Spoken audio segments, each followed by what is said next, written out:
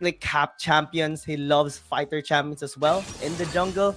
I like that we do see Mirai use one of his signature champions, which is the Ezreal. So it looks like they want to be extra aggressive in the laning phase.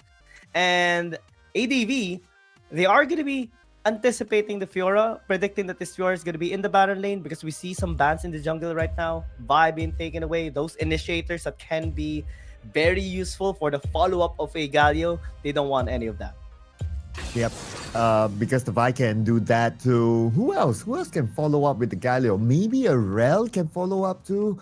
So Rel can still be picked up by Faithful Boys. Mm-hmm. If ADV doesn't ban it away, well, in the second pick phase, Faithful Boys will have that leverage since they will pick one champion first before the two pick here for the B4, B5 of ADV. So Kali is going to be taken away. And Faithful Boys, I think ADV anticipated that the Galio's not going to be in the mid lane because they banned out the Akali, right? And Galio is like a flex pick. It can be used into the mid lane. We saw some games yesterday where Galio was used in the mid lane. But I think this Galio is going to go in the support role for Disaster instead. And since the Akali's banned away, they hover the Aurora. It's not really going to be a bad pick, but Lissandra might just be better just because of the crowd control and the reset potential from his passive. Yeah, and support Galio is not bad as well right now. You don't need to overly depend on somebody to initiate first for you to make the follow-up. You can play as the counter initiator. Somebody jumps onto you, for example, a Camille or a Javan jumps onto someone, whichever it is. He heroes entrance in and he kind of breaks up the fight. So it's a decent spot for Galio to be in now. Let's see what's going to be the last pick here for ADV. I love the Ornn pick. I love the Ornn hover right now. They will have long range initiating power, especially with the crowd control that they have. It can be a good disrupting tool as well against the members here of Faithful Boys. They might just lock it in. There's so much peel to be provided here for Shy, which is the Severe here. And Severe is one of those really, really safe champions as well. It's highly popular not only here in the Philippines, but internationally as well. We saw it a lot even on Wild Round Smash just because of the core kit of a Severe. You have your spell shield, you have your great long range poking power, which helps you on your wave clear as well, and you have your ult, which like increases your movement speed alongside with your teammates as well. So generally, ADV has a well-rounded composition designed specifically for late game and team fighting. Faithful Boys, they're going to be feeling a little bit of a pressure here, but they can also apply that pressure to ADV if they work around their early game because they have really strong early game. Yeah, if they're not able to take advantage of the early game, then Faithful Boys might have trouble towards the later stage of the game. Because if I look at the draft by ADV, they have a lot of initiation power. With the Javan 4, with Camille has a lot of initiation power, and then you have Rise and also Ornn that's also very, very disruptive as well. So I would say that Faithful Boys, they cannot drag this game into the late game. If not, it might be very difficult for them. I'm actually quite excited with this. I think this time, compared to yesterday, they're taking it more serious. I love the picks. I love the bans. I love the respect that they gave towards each other. I think ADV is one of the very, very few teams as well that can withstand Faithful Boys in like, especially Onops' Akali. Because here, especially here in the Philippines, Onops is known so much for his Akali that almost every single game for the past 2 years already, might even be 3 years, he has like a 90+% ban rate on his Akali. Wow. That's how good he is. And the first time most of the time, I won't say, I can't say anymore that it's 100% because it used to be 100%. Whenever the Akali is allowed or opened up, it's a guaranteed win for Onops and his team, Faithful Boys. But there was a time this year, Wild Rounds Pilipinas Split 1 or Split 2, that it actually got scratched. The record is scratched already. There was a team that was able to conquer the Akali, and that was HPT. ADV or Adventus defeated HPT once already before as well. So they're one of the teams that can actually, I think in terms of qualification, they can withstand a composition of Faithful Boys with an Akali alongside with the other top tier teams here in the Philippines. But this composition is really nice. ADV with a well-rounded composition with so much front lines. There's so many bodyguards for Agnes Tachyon and Shai as well. They have the Ornn, they have the Camille, they have the Jarvan as well. Lots of terrains as well that they can also bring down. They can bring down the members of Faithful Boys with their infinite number of interruptions. Faithful Boys, they do have a double reset potential. I think that's one of the most important factors here in this game. The Vega has a reset potential in getting those with the passive, right? The Heartbreaker and the Lissandra. Those ice shatters, I think is gonna be very disadvantageous for ADV if ever Faithful Boys does get even the slightest pickups.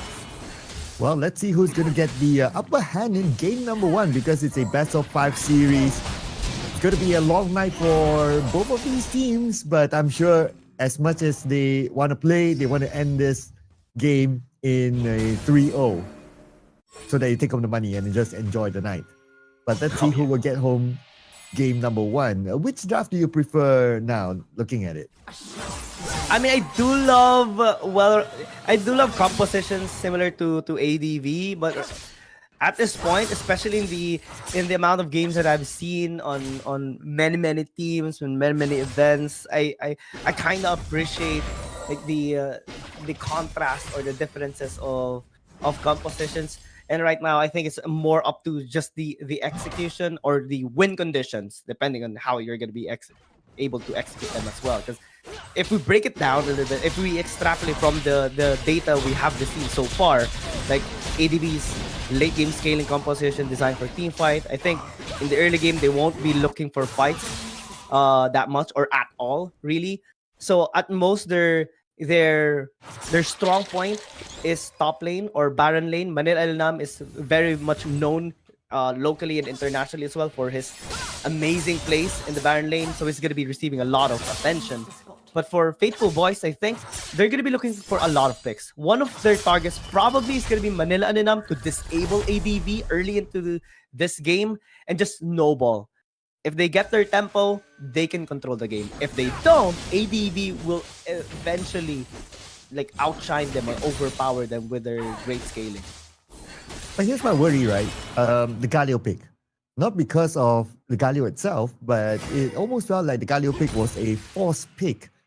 I wonder if you would know how comfortable Fuyu is using the Galio. He is. Actually, Galio, alongside with Ornn and Nautilus, is one of the top 3 picks, or like the top 3 support. Like it's the best support that you can actually use, especially international tournaments. Hold that thought. Stop me. I think it's gonna be fine. Galio,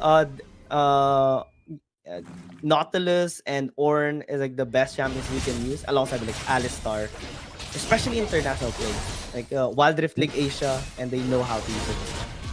Oh, Ibn Chad taking a little bit of a risk there, absorbing all the damage. Fuyu the same as well. But now Fuyu putting himself in an awkward position on the inner side of the jungle. Better be careful there.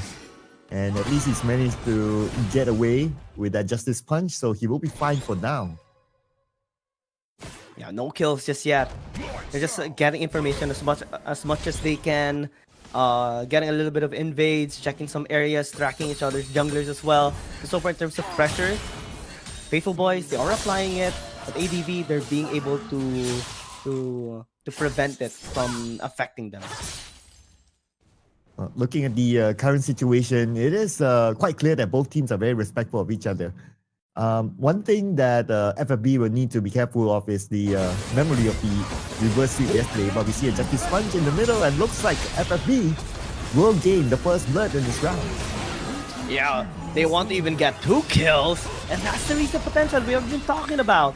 Shai couldn't do anything because he's too late to the fight, and that's 2 kills, 1 for Pits, 1 for Onyx, both players and champions that will immensely benefit from those kills. Oh, we're going to see the top fight as well. Hexstep Ultimatum will be used. But lucky enough for Jangguan, he is away from the tower range. So he will be fine for now. If he was underneath the tower range, surely that kill will go to Manila Anilam. Oh yeah, especially if the Fjord strap within tower range and with that Hextech ultimatum. That's one of the tricky moves or like the cheeky moves that a Camille can actually do to outplay Fiora, but the repulse can be threatening as well. A good counter skill to any crowd control and even damage. And I think it can be fully utilized by our player from Faithful Boys belts. We expect to see the first major fight to happen in about a minute once the two objectives are up. So both sides are still very respectful. We can see no big jungle invasion. Yeah, we see, although it's a 2-0 now to FFB.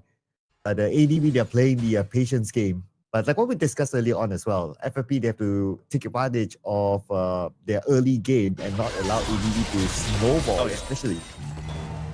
They're about to. I mean, in 35 seconds, objectives will spawn. Collector picked up already for Pits on a Viego. This is a crit build Viego for sure, especially with a not so recent update on SS3 as well, right? You have crit on it as well. And it works like a Trinity Force, so Vegas don't buy Trinity Force anymore. They buy Essence Reaver alongside with Collector and get that almost 100% crit rate as the game progresses. But with this item, man, that's a huge kill threat already to ADV. Oh, FFB, they're now taking the active approach. They're not only looking at the blue buff, but they're also looking to secure the Baron is at the top.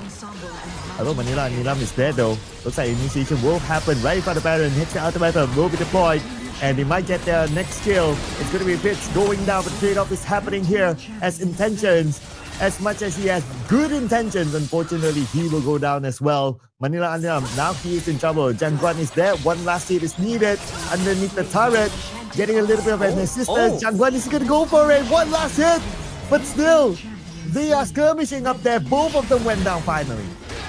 Yeah, in the fight continues. Shy is still trying to go his way, but it got too deep and got punished by Faithful Boys. It was a bit of a messy fight, honestly, in terms of Faithful Boys. ADV got the better end in that fight because they secured 3 kills in exchange for 4 kills for Faithful Boys. So I have to change that. The main goal for them was to just distract or prevent Faithful Boys from getting an objective, but looks like they're about to get 2 objectives. Ooh, okay, the dragon now, and it will be locked in by FFB. Nothing much that ADV can do about this. But still, like what we discussed, ADV, they have to play the patience game. If they can drag this game to the late game, if they can farm, they can be the one to control the map. Yeah. Still going at it. Chastin is someone about to be used in the mid lane. It's a war, and looks like it's FFB playing this very aggressively right now. Even though the turret is there, still not going to be a problem for them. Now they're going to take down the turret. Mid-turret down. That's a big one for FFB. And Snowball unlocked. 3,000 gold lead for Faithful Boys. 2 objectives from the start of this game. There is a bit of a fight happening in the bot lane as Onups is being dove and about to be taken down for the first time by Agnes. A 2-1 score on both of them, although Onups does have higher assist. He's also about to be taken down. It was a bit unfortunate that the ignite damage was enough, and Jangguan paid the price for it. At least ADV, they pulled back 2 kills. That's 2 kills. Yeah, they are slowly coming back a little bit from the deficit of gold that they had earlier. And those kills definitely slowed down the tempo of Faithful Boys. Now for Faithful Boys, they need to get back in control of the lanes. Especially the top lane though. The top lane, Manila Anilam has been playing really well. And like what you mentioned earlier on, Manila Anilam is a reputable player in that lane. And he's definitely showing that here. Oh man, it's a bit of a rough start for ADV, but so far they're actually recovering pretty well. Now we only see 1,000 gold lead. Yeah, it was a bit of a messy fight, especially in the topside river. They had no reason to contest it. Honestly, it might have been better for them to just answer back or trade objectives with them, getting the Mountain Dragon and giving away the Enchanted Ensemble, but they really wanted to contest them. Maybe they saw an angle, especially since they do have lots of crowd controls. But the Viagra is just a big threat. The Lissandra is just a massive threat as well. And we're not even starting to talk about Mirai, which has been free hitting on all of the fights that they've had so far. Bot lane. Oh, bot lane, here we go. We might see another kill at the bottom. That's going to be Agnes. Tachiron going down. And right now, Skormat is in trouble. He managed to flash away to safety while his teammates come and join him. But the fight is all over now. It looks like Faithful Boys regain their momentum. They're not done. Oh, they're going in for the jungle invasion now. Justice Punch just to shoo intentions away. And the buff will be stolen by FFB. Right now, they're starting to pick up the pace, playing more aggressively. And with this kind of map control that they have, this will give them a big advantage when the dragon comes up. Absolutely. Baron as well. Gonna be available in a short while. If they get this. Although it's just the first Baron, right? But it can still be utilized well. Especially when the team that gets it has a lead. Oh, surprise, surprise. Cataclysm there. There's no way you're going to be able to get away from this. Yeah, you can flash, but... He does. Wait. He does get away. Oh, he got away. Wow. Yeah. He utilized the claw to get back and flash away first to get out of the damage range of the members of ADV, and then use the second proc of that third skill. And that's how he got away. A really nice execution by Onops. No wonder, like what you say, Onops is one of the highly rated players in the Philippines, and he's definitely showing there with his mechanical skills and also his decision making. You have to make the right decision. One wrong decision there, and he could have been gone. Yeah, honestly, that could have gone really bad, and especially with him like losing his flash, and if he still died, he wouldn't have had like a summoner spell, like wouldn't have a flash on the next fight, which is our objective fight in the bottom side river. But since he got away, so much more safe. Has an ult again, especially with his Soul Stealer. Let's see, ADV grouping up. Two shot per rush just to scout things out. Now the dragon will be contested. Dragon down to 50% though. And they're going to go all in. Looks like FFB. They're going to challenge for this one. But ADV locks in the Ice Dragon. The fight will continue on. Now they're trying to look for trades here. Who will be the next one to fall? First is going to be Manila. Next is going to be Agnes. And that's going to be Skormat. Looks like ADV. Though they got the dragon, but everything else is falling apart for them. It's a 4-for-2 trade. ADV, they got the dragon, but they lost so many of their members. And Faithful Boys, they just got denied for their soul point, but they can still get another objective on the topside river. Baron initiated already. They have their smite. Intentions is still alive, but I don't think he has any interest in contesting this. Yep, no way he can contest this one. If he goes in, then I'll have a lot of questions. So, one objective each. One dragon for ADV and FFB locks in the Baron. And with the Baron, they can continue to put pressure onto the lanes. The only positive thing I think we're seeing right now on ADV's side is that Agnes Takina is actually doing a really good job in maintaining a good economy despite being behind, like their team being behind. Is actually 2 items already. He skipped the Rod of Aegis and went for the death cap. So he has more damage now. Oh no, this is looking bad for ADV by intentions. Would it be enough to ignite damage onto him? I doubt so though. But nevertheless, FFB, they have bigger plans in hand. They took down the bottom turret and now they have absolute control of the bottom jungle. Let's see if they can push this towards the inhibitor towers. Because Fitz is looking for another angle. They're looking for picks. They have a great reach, especially with that. Ooh, true shot barrage all the way just to scout things out. Cataclysm did not lock anyone in. Oh man, that is just unfortunate. Cataclysm, no return at all. No casualties on Faithful Boys. I think every single time they get away when they engage is going to be a win for them, because it's already a win for them to just get the attention of ADV, because waves are constantly going to be crashing onto the towers of ADV, and if there's no one there to actually pick up the wave, then it's lost gold and possibly even lost structures for them. So Faithful Boys are just maintaining their gold lead, 3,000, not really all too high. But there's still giving some chances actually here towards ADV to scale up. We see Collector and the Navori a quick blade here for Shy already. So he has the cooldowns already for his skills.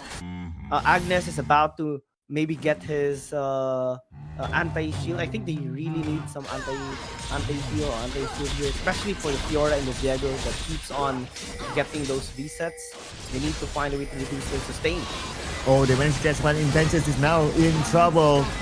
Next before the Cataclysm, catching at least one of them inside, but it's not going to give him the returns that he wants. But instead, at least they have a bit of a trade there, but still FFB have the upper hand and they will continue on, putting pressure back on the ADV. However, Agnes scores a triple kill, looking for more at this moment, but Anila is in trouble. Last hit onto him, is he able to get it? And here comes the True Shot Barrage from behind, shutting down Agnes. Tachiron.